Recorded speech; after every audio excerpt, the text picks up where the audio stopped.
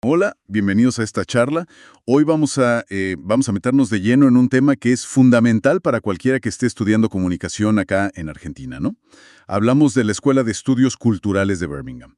La idea es, bueno, desarmar un poco las ideas principales que salieron de este grupo de pensadores británicos, que realmente patearon al tablero en su momento, y bueno, ver por qué siguen siendo tan importantes hoy en día. Sí, tal cual. Tenemos como base un material bastante completo que recorre desde los orígenes, allá en la Inglaterra de posguerra, pasa por figuras clave como Richard Hogarth, Raymond Williams, Stuart Hall, hasta conceptos que seguro le suenan, como cultura popular, hegemonía o ese famoso modelo de codificación y decodificación. Queremos ofrecer, digamos, una síntesis clara pensada como un apoyo para la cursada. Exactamente. El objetivo es poder entender cómo esta corriente de pensamiento cambió. Cambió radicalmente la manera de analizar la relación entre la cultura, los medios de comunicación y el poder. ¿Por qué pusieron el foco, por primera vez de forma sistemática, en las prácticas culturales de las clases populares, ¿viste? De la gente común. Y cuestionaron de raíz esa idea de que las audiencias son, bueno, una masa pasiva, que simplemente recibe mensajes sin más. Claro. Vamos a ver cómo analizaron de todo, desde la música pop, la prensa sensacionalista, hasta la tele, la vida cotidiana. Bueno, entonces arranquemos a desentrañar esto. Dale, vamos a ver cómo fueron evolucionando, ¿no? Desde una mirada inicial quizás más conectada con la crítica literaria, con la experiencia vivida, hacia enfoques que después incorporaron herramientas más del estructuralismo, y entender por qué conceptos como el de hegemonía, que tomaron de Gramsci, resultaron tan centrales para todo su análisis. Fundamental, sí. Para empezar, ubiquémonos un poco. Contexto. Fines de los 50, principios de los 60. Gran Bretaña. Plena posguerra. Un momento de cambios sociales fuertes. Y ahí surge este grupo de intelectuales. Muchos venían de la clase obrera, ¿eh? Eso es clave. Sí, con formación universitaria pero con una sensibilidad social muy marcada y una orientación marxista, aunque, ojo, no dogmática. Y lo interesante es que reaccionan contra una tradición intelectual muy fuerte en Inglaterra, la que se conoce como Culture and Society. Claro, esa tradición que venía ya del siglo XIX, con figuras tipo Matthew Arnold, tenía una visión bastante, bueno, elitista y nostálgica, ¿no? Lamentaban lo que ellos veían como una decadencia cultural por la industrialización, la sociedad de masas. El mal gusto popular. Exacto. El mal gusto, el embrutecimiento por los medios modernos. Su ideal era la alta cultura, ¿viste? Ligada a las clases educadas, que supuestamente debía preservar la identidad nacional. Una identidad bastante idealizada, homogénea. La cultura, así con mayúscula, era eso: literatura, arte, filosofía. Lo demás era considerado, bueno, menor. Justamente, ahí está el primer gran quiebre que proponen los estudios culturales de Birmingham. Si esa tradición de Culture and Society se enfocaba en la cultura-nación, la idealizada, la de élite, Birmingham pone la lupa, justamente, en los valores, las prácticas, los gustos, las formas de vida de las clases populares, de la clase trabajadora. Claro. Dicen, che, acá también hay cultura, y es una cultura rica, compleja, que merece ser estudiada en serio. Y otro punto de ruptura fundamental es que cuestionan de frente la idea de la omnipotencia de los medios. Esa visión que estaba muy presente en, por ejemplo, el funcionalismo norteamericano. O incluso en las primeras etapas de la teoría crítica de Frankfurt, ¿no? Sí. La gente no es una esponja que absorbe todo pasivamente. Plantean que los sectores populares no son una masa así, indiferenciada. Son sujetos activos, que interpretan, que negocian, que resignifican los mensajes de los medios desde sus propias experiencias, desde su propia cultura, la cultura popular, y desde sus condiciones de vida. Además, algo muy novedoso para la época, adoptan desde el principio un enfoque súper interdisciplinario. Totalmente. Mezclan herramientas de los estudios literarios, que era la formación de muchos de ellos, con sociología, antropología, etnografía, historia social, psicoanálisis, teoría política. Rompen con esas fronteras académicas tan rígidas, ¿viste? Y tienen una relación particular con el marxismo. Sí, buscan rescatar a Marx de las lecturas más economicistas, más ortodoxas, Releen críticamente a autores como Gramsci o Althusser para entender el rol clave de la cultura y la ideología en las relaciones de poder. Se preguntan todo el tiempo por cómo opera el poder en la cultura y la comunicación. Exacto. Y le prestan atención a esas zonas de la cultura que la academia tradicional había despreciado o ignorado. Y acá es importante una distinción que ellos trabajaron mucho, la diferencia entre cultura popular y cultura masiva. A ver. La cultura popular sería, digamos, idealmente ese conjunto de prácticas, de saberes, de expresiones, generadas más o menos orgánicamente por la propia comunidad, sin un fin comercial directo necesariamente. La cultura masiva, en cambio, es la que se produce industrialmente, en serie, por las grandes corporaciones culturales, los medios, la industria del entretenimiento, para el mercado, buscando guita, rentabilidad. Claro. Como dice un autor nuestro, Pablo Alabarces, el propio término popular ya te habla de una relación de poder, ¿no? De una subalternización respecto a lo que se considera la cultura hegemónica. Y una figura absolutamente fundacional en estos inicios, tenemos que hablar de él, es Richard Hogarth. Hogarth, sí. Él funda el Centro de Estudios Culturales Contemporáneos, el famoso CCC, en la Universidad de Birmingham, en el 64. Y su libro The Uses of Literacy, Los usos de la alfabetización, publicado unos años antes, en el 57, es como el puntapié inicial para muchos. Sí, es fascinante lo de Hogarth, y muy nuevo para su época, cómo combina un análisis casi de crítica literaria, ¿viste?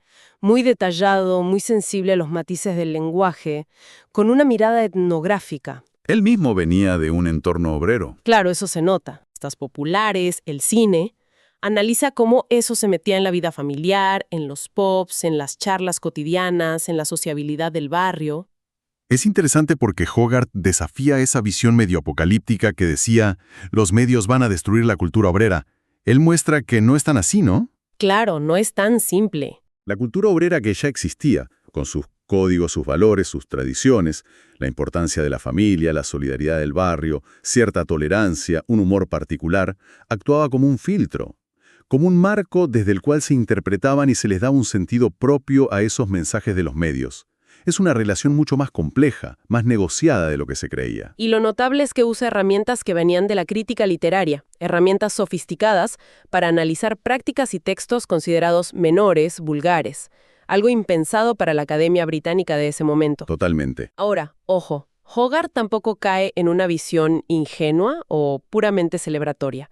Si bien valora la resistencia, la vitalidad de esa cultura obrera, también advierte que no es inmune a la influencia de la cultura de masas, la comercial. Señala cómo ciertos valores tradicionales, como la solidaridad, podían resignificarse, vaciarse de su contenido más rebelde, digamos, y adaptarse a una lógica más individualista, más consumista, que promovían los medios. O sea, hay una tensión ahí. Claro, reconoce que hay una tensión, una lucha cultural constante, sin un resultado fijo. El entorno social, esa red de relaciones, de valores de la comunidad, funciona como una mediación clave, pero no garantiza una resistencia automática. Sí. Se le ha criticado a veces, ¿no? Esa mirada un poco nostálgica, quizás idealizada, de esa cultura obrera tradicional que él describe, tal vez como reacción a los cambios que veía. ¿Puede ser? Pero más allá de eso, su aporte fue fundamental para legitimar el estudio de lo popular y mostrar la importancia de analizar la recepción, el cómo se vive la cultura en la práctica.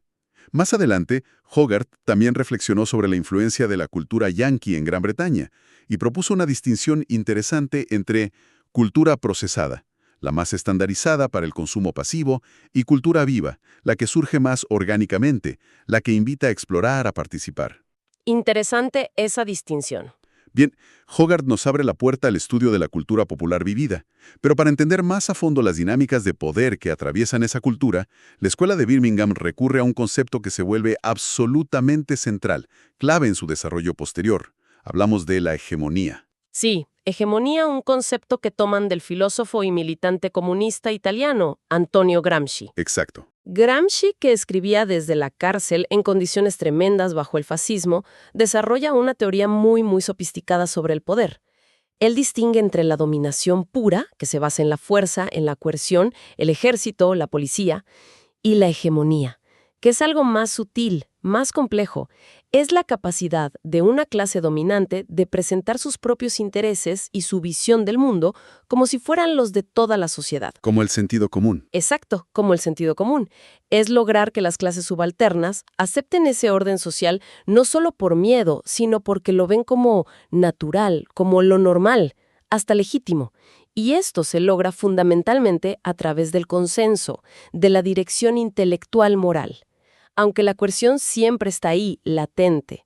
Y ahí entra la cultura. Ahí es donde la cultura, la educación, los medios, la religión juegan un papel clave. Son los lugares donde se construye y se disputa ese consenso, esa visión del mundo compartida. Gramsci decía algo muy fuerte. Quien logra imponer las palabras, los significados, controla la realidad. Esta idea le sirve a Gramsci para explicar por qué la revolución socialista que Marx preveía no se dio en Occidente, en las sociedades capitalistas más desarrolladas. Claro, no alcanzaba con la dominación económica. La burguesía había logrado construir una hegemonía cultural e ideológica muy fuerte. Sus valores, sus ideas, eran el sentido común de la época. Hacían que cualquier alternativa pareciera loca o irracional. Por eso, para Gramsci, cualquier proyecto de cambio social profundo tenía que dar una batalla cultural para construir una nueva hegemonía, generar nuevas certezas, nuevos valores, un nuevo sentido común contrahegemónico. Y quien retoma y desarrolla esta perspectiva gramsciana de manera brillante dentro de Birmingham es Raymond Williams, otra figura centralísima. Williams, claro. Williams, ya desde su libro Culture and Society del 58 y más explícitamente después en Marxismo y Literatura del 77, insiste en que la cultura no es un bloque, no es algo monolítico, no existe una cultura nacional homogénea. Hay una diversidad de culturas ligadas a la clase, pero también a la región, al género, que conviven en una relación de poder desigual. Siempre hay culturas dominantes y culturas subalternas. Y es clave también cómo Williams redefine la idea misma de cultura, ¿no? Totalmente. Para él, la cultura no son solo las bellas artes o lo intelectual, la alta cultura. La cultura es un proceso social global donde se producen y se negocian los significados. Incluye tanto las artes y las ideas como las instituciones y las prácticas cotidianas de la gente, las formas de vida. Y los medios, obvio, son parte integral de esto, no algo externo. Williams analiza, por ejemplo, cómo la prensa popular británica, con sus géneros, sus estilos, se conectaba con las formas de narrar, de sentir, de vivir el mundo de sus lectores de clase trabajadora. Muy bueno eso. Y profundiza en la idea de hegemonía. No la ve como una simple ideología impuesta desde arriba, sino como un proceso vivido, complejo, dinámico. Habla de una especie de estructura del sentir, ¿viste? Esa forma particular en que una época organiza y experimenta la realidad, y que a menudo damos por sentada. La hegemonía satura la vida cotidiana, pone los límites de lo pensable, hace que todo parezca natural, inevitable, puro sentido común. Pero, y esto es clave en Williams y en toda la escuela, la hegemonía nunca es total. Nunca es un bloque fijo, estático. Tiene que renovarse, defenderse, recrearse todo el tiempo. Y siempre enfrenta resistencias, contradicciones, límites. Siempre hay lugar para que surjan prácticas y significados alternativos, para la contrahegemonía. Y para analizar esa dinámica compleja, de lo que persiste y lo que cambia en la cultura, Williams nos da unas categorías que son súper útiles, ¿no? Lo dominante, lo residual y lo emergente. ¿Nos explicas un poquito? Claro. Lo dominante, bueno, como dice el nombre, son los elementos culturales, valores, prácticas, instituciones, que son hegemónicos en un momento dado. Pero entendiendo que es un proceso activo, no algo fijo. Lo residual es aquello que se formó en el pasado, en culturas anteriores, pero que todavía sigue activo, influyente en el presente. Pensemos en tradiciones religiosas, valores comunitarios rurales que siguen en la ciudad, o ciertas formas de arte. Ajá. Williams lo distingue de lo arcaico, que es lo que ya se ve claramente como pasado, superado, y se conserva a veces como curiosidad, como objeto de museo. Lo residual, en cambio, está vivo. Y puede ser funcional a la hegemonía, como la tradición selectiva que eligen la escuela o los medios, pero también puede ser una fuente de resistencia, de identidades alternativas. Y lo emergente. Y lo emergente son los nuevos significados, nuevos valores, nuevas prácticas, nuevas relaciones que están naciendo, desarrollándose. Lo emergente siempre tiene una relación tensa con lo dominante. Puede ser cooptado, neutralizado por la hegemonía, o puede ser un desafío real, una alternativa. Clarísimo. Entonces teníamos a Hogarth, con la experiencia vivida, a Williams ampliando a la cultura como proceso social total atravesado por la hegemonía, y acá llegamos a otra figura clave, quizás la más conocida afuera de Birmingham, Stuart Hall. Stuart Hall, sí. Con su llegada a la dirección del CCSS por el 73, se produce lo que algunos llaman un giro estructuralista. ¿Qué significa eso? Bueno, significa que, sin abandonar del todo el interés por la experiencia, el foco del análisis se corre un poco más hacia las estructuras que producen y organizan la cultura y el significado. Hay más influencia de pensadores del estructuralismo marxista, como el francés Louis Althusser, y también del psicoanálisis lacaniano.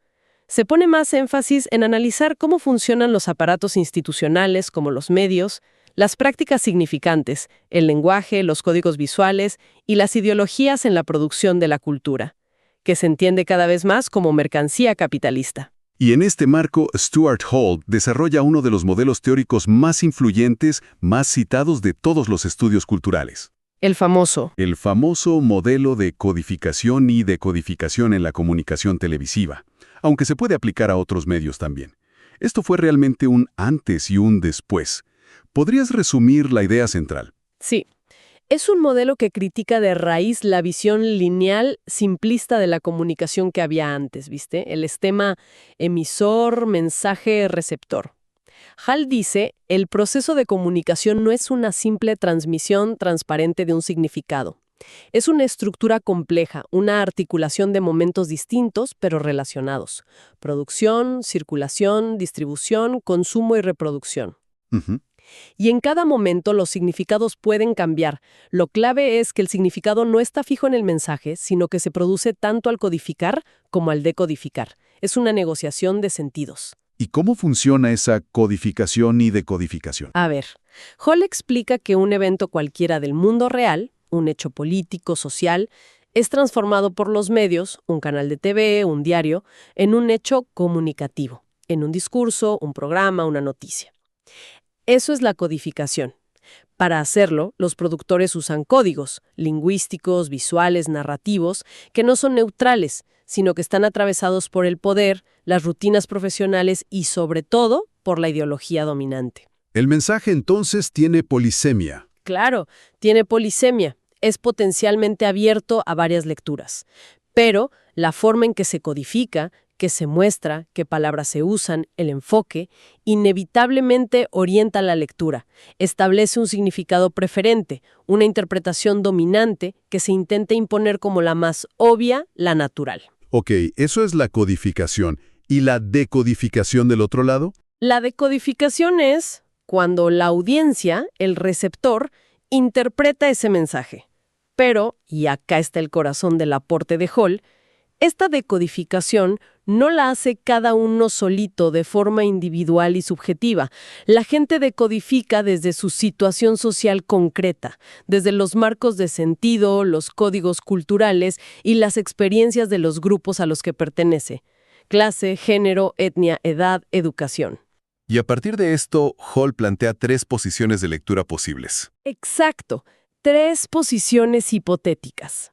Primero, la lectura preferente o dominante hegemónica. Acá, el espectador usa el mismo código con el que se codificó.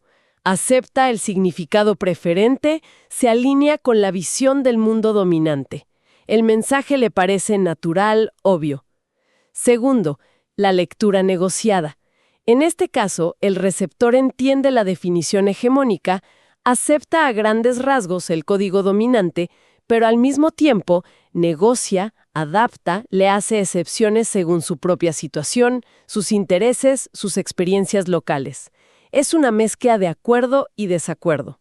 Como un sí, pero. Tal cual, un sí, pero.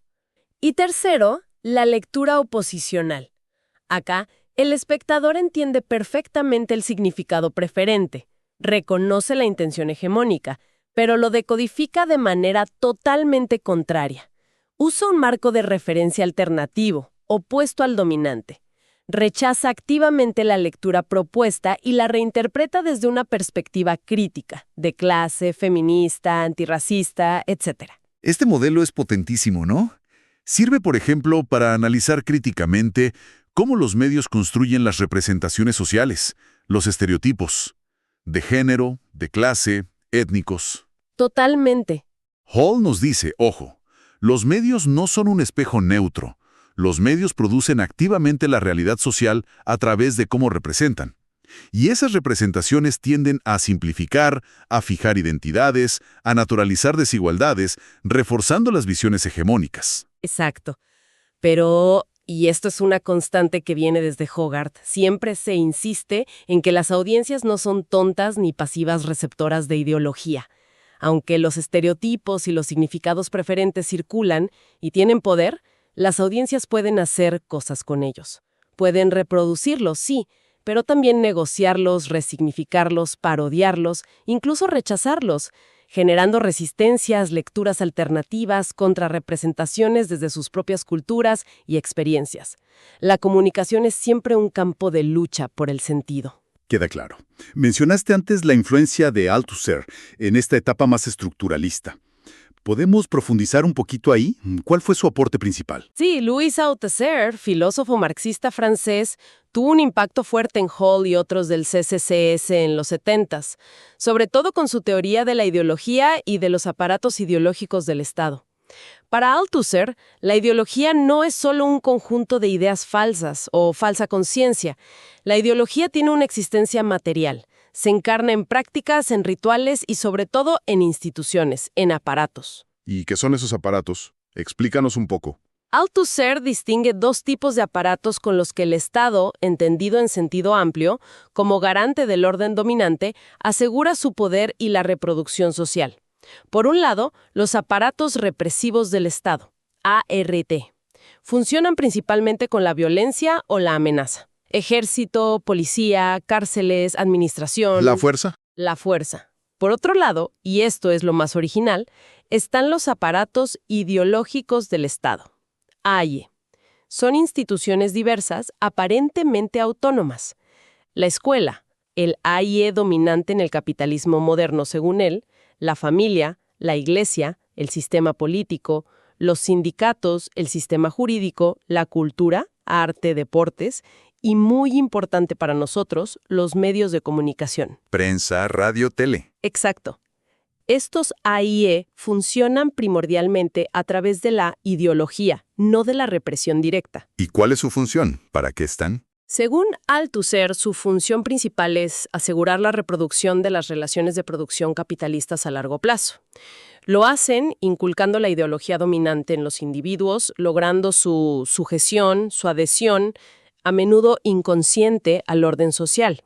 Los medios, en particular, son una IE clave hoy en día. ¿Cómo?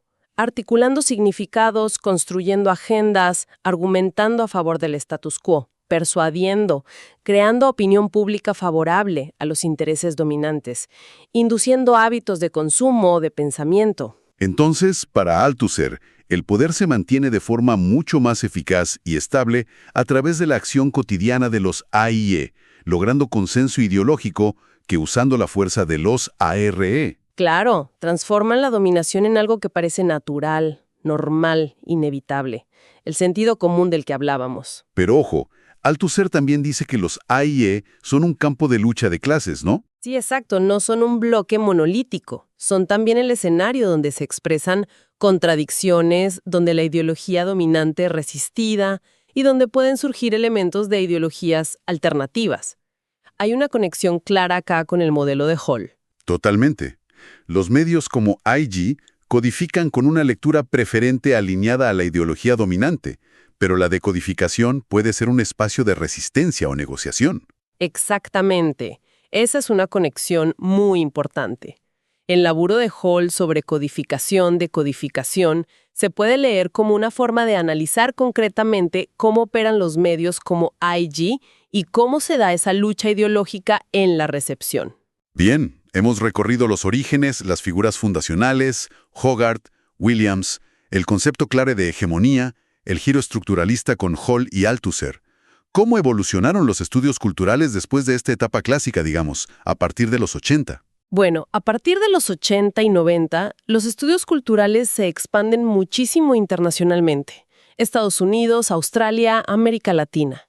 Y con esa expansión también se diversifican un montón. Por un lado, a veces se ve un cierto alejamiento del marco marxista más clásico. Se empieza a poner mucho más énfasis en otras dimensiones de la diferencia y la desigualdad, más allá de la clase.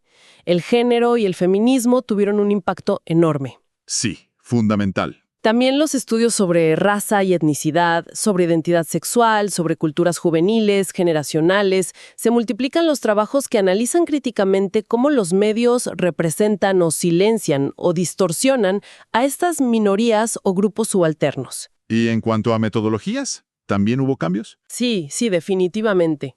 Si bien nunca se descartaron del todo las técnicas cuantitativas, encuestas de consumo, análisis de contenido, ganaron una enorme centralidad las metodologías cualitativas.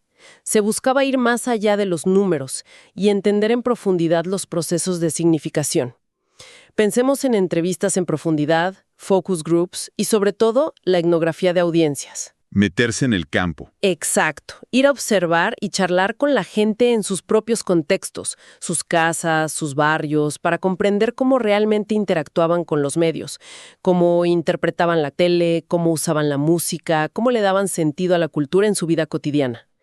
El foco se puso cada vez más en la agencia de las audiencias, en su capacidad activa para construir significado, negociar identidades y, a veces, resistir. ¿Y hoy? Sigue muy vivo, es súper influyente en muchas disciplinas, aunque el campo es mucho más heterogéneo, a veces fragmentado que en los orígenes.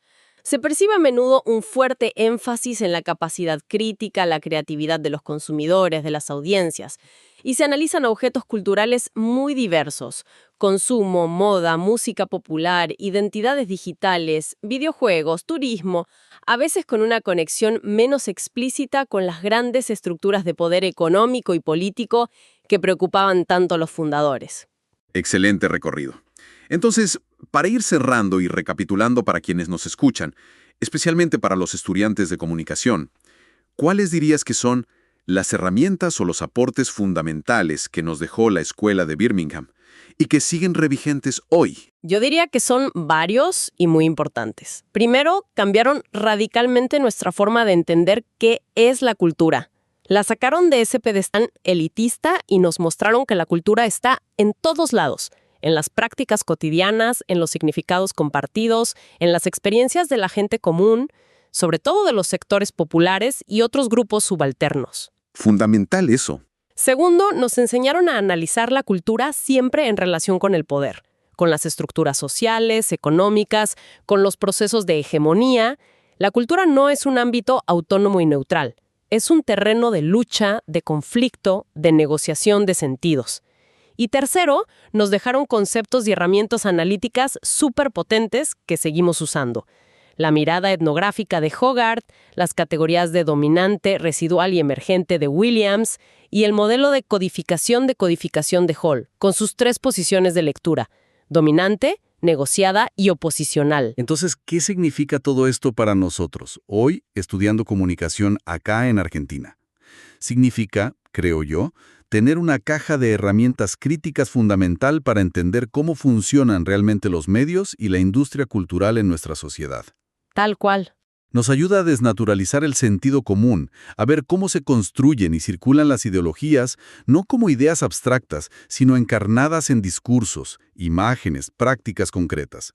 Y también nos permite identificar dónde y cómo pueden surgir, y de hecho surgen, resistencias, negociaciones, apropiaciones culturales creativas por parte de las audiencias, de la ciudadanía. Es una invitación permanente a mirar los medios y la cultura no como algo transparente o inofensivo, sino como un campo complejo, dinámico y profundamente político.